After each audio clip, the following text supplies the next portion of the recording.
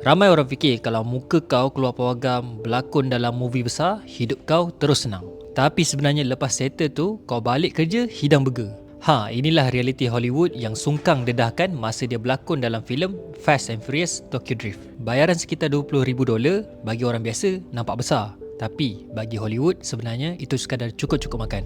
Lepas red carpet, lepas interview, dia sarung apron terus kerja sebagai pelayan restoran. So persoalan dia, kalau masuk dalam filem berbilion dolar pun masih struggle, apa sebenarnya maksud berjaya?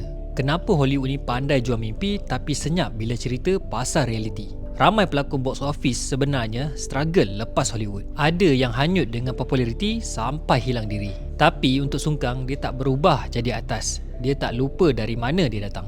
And sekarang pun dia ada nama, ada fame, masih join kami, santai layan peminat. Sebab jiwa dia tahu satu benda, iaitu orang yang pernah hidup susah ni tak perlukan spotlight pun untuk rasa diri mereka bernilai. Dan mungkin itulah yang buatkan dia kekal relevan sampai sekarang. Bukan sebab watak yang dia bawa, tapi dia tak pernah lupa siapa diri dia yang sebenar.